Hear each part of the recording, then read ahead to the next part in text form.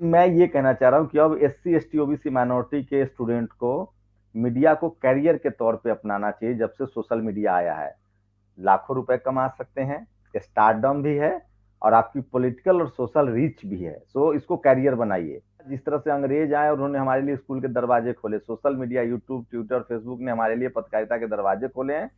अगर यूट्यूब नहीं होता तो हम लोग नौकरी नहीं छोड़ पाते। जैसे सवर्ण मीडिया, जो जातिवादी मीडिया है, वो एससी एसटी ओबीसी माइनॉरिटी के सीएम एमपी को कुछ नहीं समझता है। मुख्यमंत्री को ऐसे कहता है जैसे उनके अंगने में खेल रहे हो।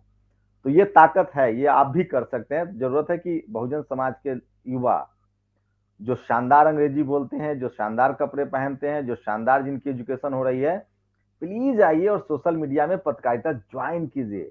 शानदार टूल है, सैलरी भी आपकी ठीक ठाक रहेगी। बहन जी मुख्यमंत्री हो जाए तो सारे जातिवादी गुंडे बिल में घुस जाएंगे। तो ये जो लोग कह रहे हैं ना कि पैसा दे के मीडिया को मैनेज किया गया है, ये भी सच नहीं है। अगर ऐसा होता तो मायावती, अखिलेश भी मैनेज कर लेते, लालू यादव भी मैनेज कर लेते, क्योंकि उनकी भी सरकारें होती है, पैसा होता है। के लिहाज से जो बाबा साहब ने कहा है कि भारत में बीमारी है टीबी की और इलाज कर रहे हैं आप कैंसर का, यहाँ बीमारी है जाति वाली। मीडिया, ये जो गोदी मीडिया जो कह रहे हैं, जो सवर्ण पत्रकार, कुछ जो सो कॉल्ड लिबरल सवर्ण पत्रकार हैं, जो आपको दरअसल बीजेपी के खिलाफ दिख रहे हैं, अजीत अंजुम हो या अभिसार हो या रविश हो, वो एससी एसटी ओबीसी माइनॉरिटी के मुद्दे पर आपके साथ नहीं है, वो रिजर्वेशन पर आपके साथ नहीं है। वो हिंदू मुस्लिम में अगर दंगा हो तो वो मुसलमानों के साथ दिखेंगे, लेकिन वो पछड़े मुसलमानों के ओबीसी राइट्स के साथ नहीं दिखेंगे, क्योंकि 90% मुसलमान ओबीसी कैटेगरी में है। तो वो मुसलमान में जब हिंदू मुस्लिम की लड़ाई होगी तो वो मुसलमानों के साथ प्रो मुस्लिम दिख सकते हैं, लेकिन जब रिजर्वेशन की बात आएगी तो वो मुसलमान के साथ नहीं दिखेंगे। जो जो जो सवर्ण पत्रकार जो लिबरल हैं, क्योंकि राइट्स की जब बात आएगी, एससी एसटी ओबीसी माइनॉरिटी के राइट्स की बात आएगी, जिससे आप इकोनॉमिकली और सोशली मजबूत होते हैं, तो वो आपके साथ नहीं दिखेंगे। अरे तो जो गाय पालेगा दूध वही खाएगा। हमें हमें दिलीप मंडल साहब की तरह गाय पालने की जरूरत है। मैं हर वीडियो में कहता हूं कि इस देश में सबसे बड़ा पत्रकार दिलीप मंडल है, जिसका सोशल मीडिया फॉलो कर लीजिए, आपको और कहीं जाने की जरूरत नहीं है।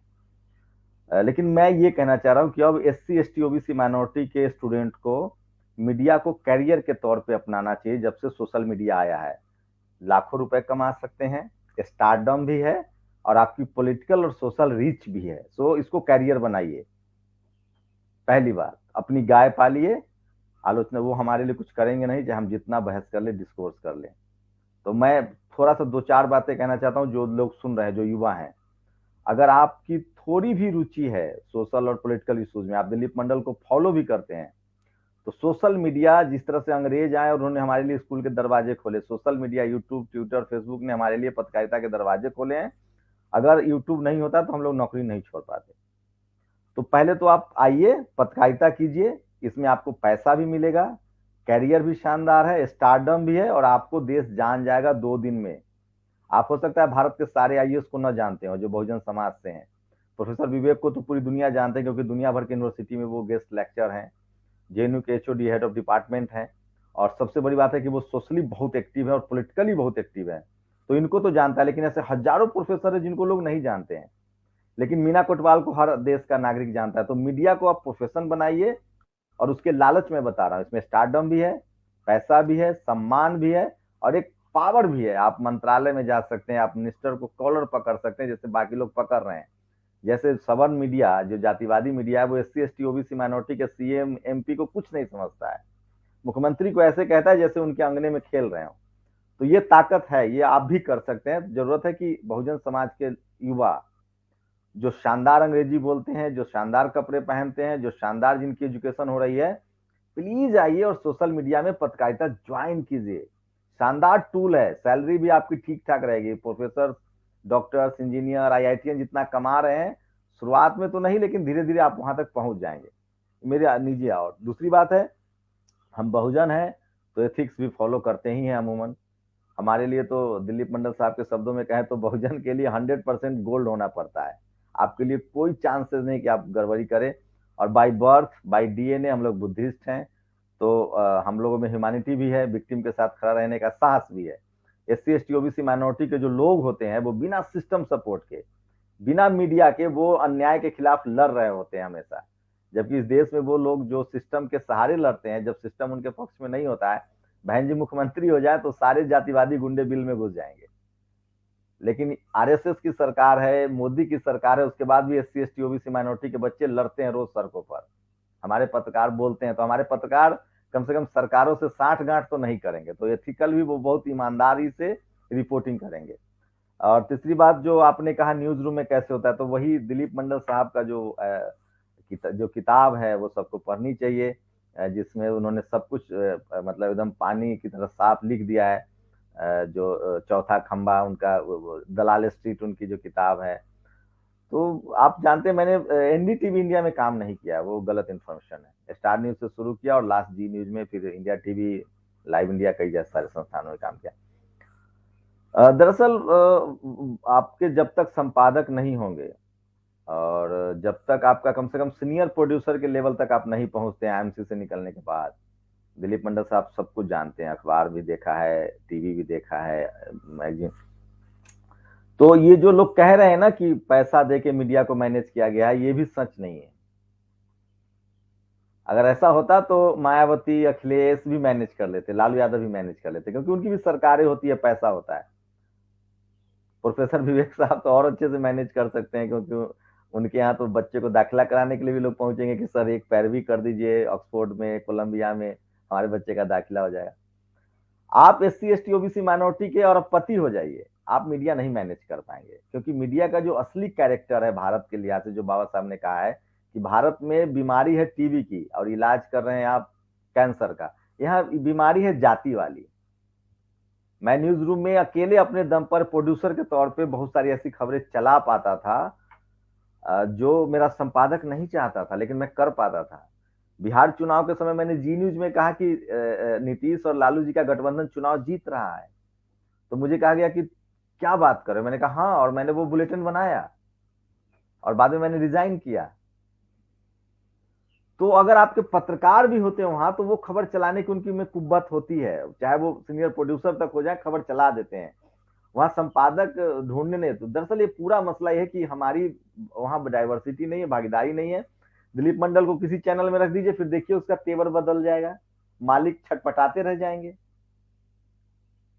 ये कर सकते हैं कि वो नौकरी से हटा दे कल, लेकिन वो खबर नहीं रुकवा सकते। खबर जो चलता है वो संपादक तय करता है, न्यूज रूम में सब तय करते हैं, मालिक का थोड़ा बहुत सेटिंग गेटिंग होता होगा। तो ये सबका मीडिया, ये जो गोदी मीडिया जो कह रहे हैं, जो सवर्ण पत्रकार, कुछ जो सो कॉल्ड लिबरल सवर्ण पत्रकार हैं, जो आपको दरअसल बीजेपी के खिलाफ दिख रहे हैं, अजीत अंजुम हो या अभिसार हो या रविश हो, वो एससी एसटी ओबीसी माइनॉरिटी के मुद्दे पर आपके साथ नहीं है, वो रिजर्वेशन पर आपके साथ नहीं है। वो हिंदू मुस्लिम में अगर दंगा हो तो वो मुसलमानों के साथ दिखेंगे, लेकिन वो पछड़े मुसलमानों के ओबीसी राइट्स के साथ नहीं दिखेंगे, क्योंकि 90% मुसलमान ओबीसी कैटेगरी में है। तो वो मुसलमान में जब हिंदू मुस्लिम की लड़ाई होगी तो वो मुसलमानों के साथ प्रो मुस्लिम दिख सकते हैं, लेकिन जब रिजर्वेशन की बात आएगी तो वो मुसलमान के साथ नहीं दिखेंगे। जो जो जो सवर्ण पत्रकार जो लिबरल हैं, क्योंकि राइट्स की जब बात आएगी, एससी एसटी ओबीसी माइनॉरिटी के राइट्स की बात आएगी, जिससे आप इकोनॉमिकली और सोशली मजबूत होते हैं, तो वो आपके साथ नहीं दिखेंगे। दरअसल जो हमें दिख रहा होता है वो कर नहीं रहे होते हैं। जैसे वो हिंदू मुस्लिम जितने लेफ्टिस्ट सवर्ण हैं, वो हिंदू मुस्लिम इसलिए इन्वॉल्व रहते हैं ताकि चाहते हैं कि ये डिस्कोर्स बढ़े, ये डिस्कोर्स पैदा हो।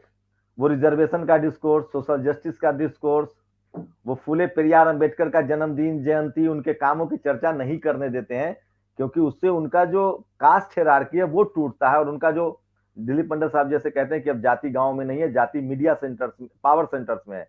मीडिया, जुडिशियरी, ब्यूरोक्रेसी और उसके बाद कॉलेज, यूनिवर्सिटी और बिजनेस, ये पावर सेंटर्स हैं, और उसके दरवाजे मीडिया के थ्रू ही खुलते हैं। तो एक्चुअली हम लोग पैनल में जितने लोग हैं उसमें सबसे जूनियर मैं हूँ, मीना से थोड़ा सीनियर हूँ, तो सब लोग जानते हैं। लेकिन जो सुन रहे हैं, मैं उनके लिए 2 मिनट सर और विवेक सर आपका लूंगा, 2 मिनट और ऐड कर रहा हूँ कि आप अगर चाहेंगे तो हम लोग लगातार नेशनल 10 तक कोशिश कर रहे हैं। हम लोग हर महीने 2 बच्चे को इंटर्नशिप करवा रहे हैं।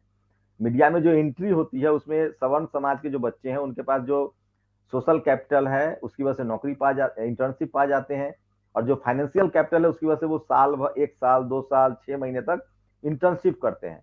हमारे जो SC ST OBC माइनॉरिटी के उनके पास ना सोशल कैपिटल है तो इंटर्नशिप नहीं मिलती है चैनलों में, और फाइनेंशियल कैपिटल नहीं है तो वो इंटर्नशिप अफोर्ड नहीं कर सकते हैं कि वो 6 महीना फ्री में काम करें और उसके बाद नौकरी मिलती है, ये हकीकत है।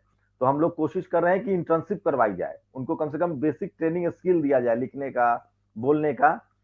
और अगर विवेक सर लोग चाहें तो उनके पास तो हजारों बच्चों की लिस्ट है, सारे क्रीम बच्चे उनके संपर्क में आते हैं। दिलीप मंडल साहब, नितिन मिश्रा, आप लोग प्रोत्साहित कीजिए कि आप लोग पत्रकार बनिए। प्रोफेशन के लिहाज से, स्टारडम के लिहाज से, सोशल एथिक्स के लिहाज से शानदार प्रोफेशन है। हमारे पास संस्थान तो नहीं है, ये सच है। हमारे पास एक, चूंकि बिजनेस नहीं है तो मीडिया चला नहीं सकते हैं।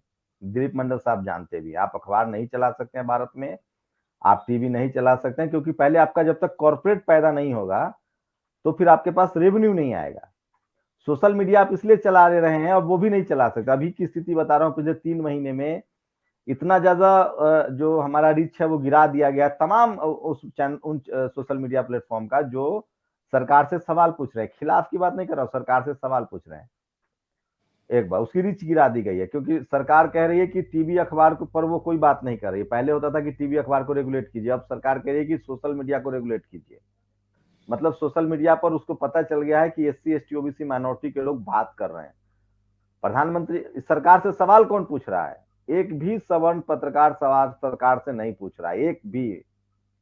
चाहे वो कोई चैनल हो, हिंदी चैनल हो, इंग्लिश चैनल हो, चाहे वो तमाम सिद्धार्थ भद्राजन हो, रवीश कुमार हो, वो सरकार से सवाल ही नहीं पूछ रहे हैं। वो सिर्फ सेफ्टी गेम्स ले रहे हैं, सेफ्टी गेम्स खेल रहे हैं। मतलब होता नहीं है कि जो कहा कि बाबा साहब की एक दिन जयंती दिखा देंगे, उसके बाद पूरे बहुजन समाज को लगेगा कि ये चैनल हमारा है, और वो स्टारडम क्रिएट करने के लिए थोड़ा सा बात कर रहे हैं। सरकार से सवाल पूछने, अगर सरकार से सवाल पूछे तो जो सवर्णों में जो सवर्ण पत्रकार हैं उनका स्टैंड में देखता रहता हूं कि लेकिन कांग्रेस के समय क्या था कि पत्रकारिता तो अभी डॉक्टर, मैं, मेरी कोई भी लाइन अपनी मूल लाइन नहीं है। मैं प्रोफेसर विवेक को पढ़ता हूँ, विवेक साहब को पढ़ता हूँ, प्रोफेसर साहब को, दिलीप मंडल को पढ़ता हूँ। दिलीप मंडल जो कह रहे हैं कि भारत में पत्रकारिता इससे और ज्यादा घटिया थी पहले, अब ज्यादा डेमोक्रेटाइज हुआ है, ज्यादा ईमानदार पत्रकार हैं, क्योंकि डाइवर्सिटी अभी बढ़ी है।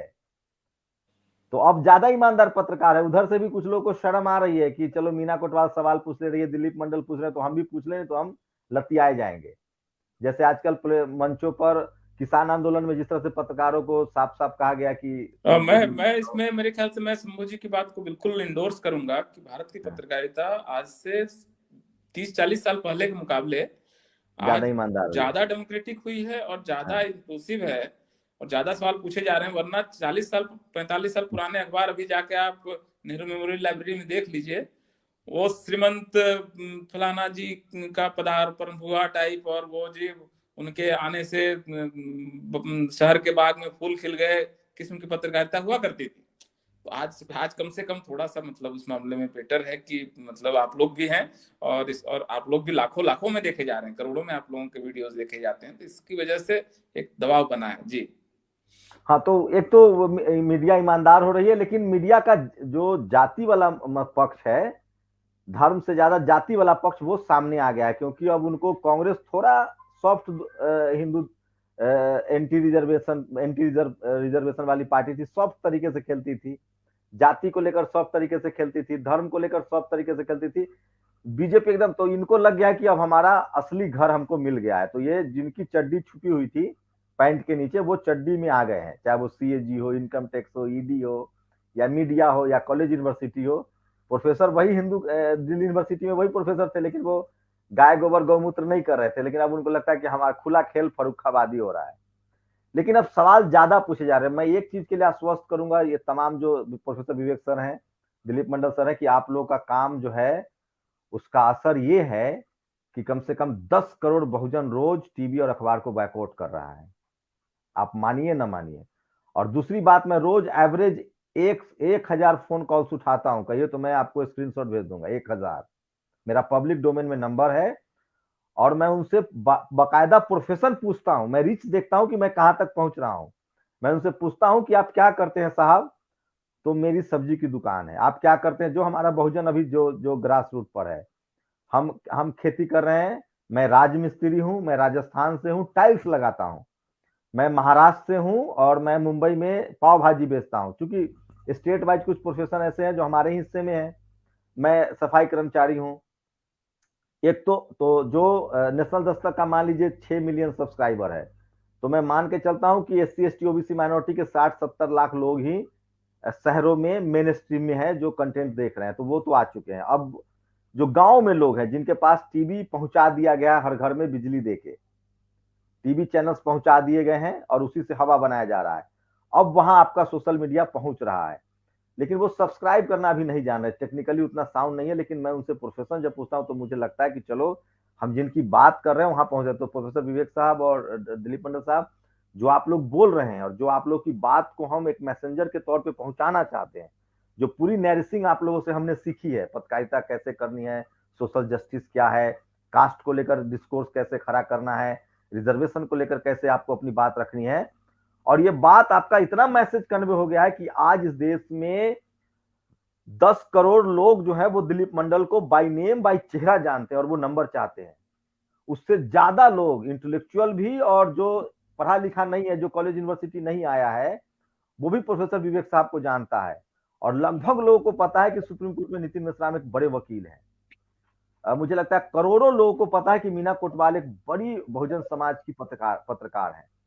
तो मैं बिल्कुल बहुत आशावान हूं। आप कल्पना नहीं कर सकते, मैं इस देश के किसी भी गांव में, किसी भी जिला में और किसी भी रेलवे स्टेशन पर फ्री ऑफ कॉस्ट खाना खा सकता हूं। मुझे हर देश के रेलवे स्टेशन पर गर्म खाना मिल जा रहा है।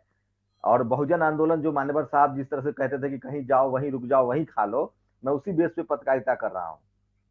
रात के 1 बजे आपको खाना मिल जाएगा सिवान स्टेशन पे, बीदर में आपको खाना मिल जाएगा, हिंदी पट्टी की छोड़ दीजिए, गैर हिंदी पट्टी में। तो ये बहुजन यूनिटी बन रही है। कम्युनिकेशन गैप था, पहले रोज रोहित वेमुला होता था, पहले रोज पायल तडवी होता था, अब उसको लेकर आवाज उठ रही है और ये सोशल मीडिया की ताकत है।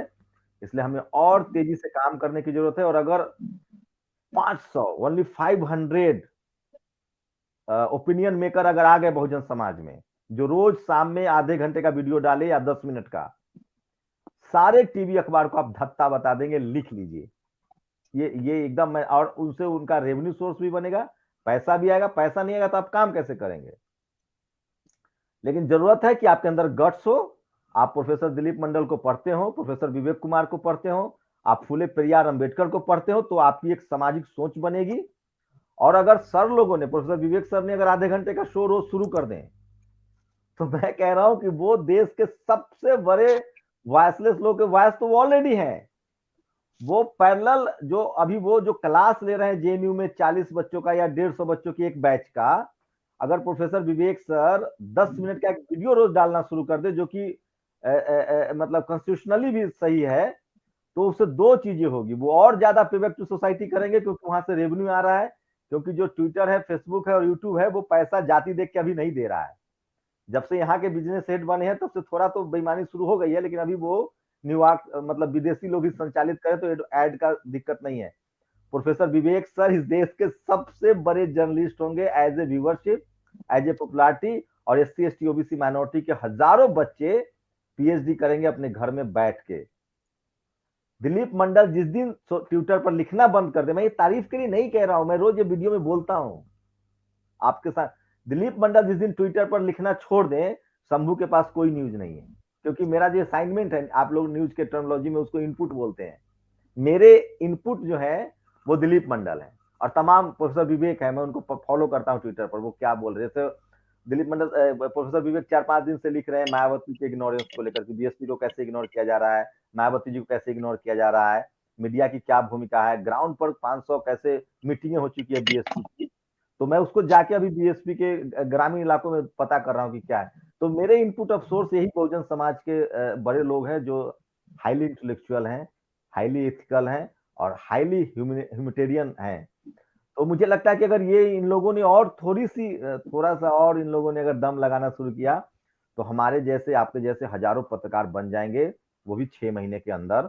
और वो सब अपने पैरों पर इकोनॉमिकली खड़े होंगे और फिर हमें किसी वॉइसलेस ऑफ वॉइस की जरूरत नहीं पड़ेगी।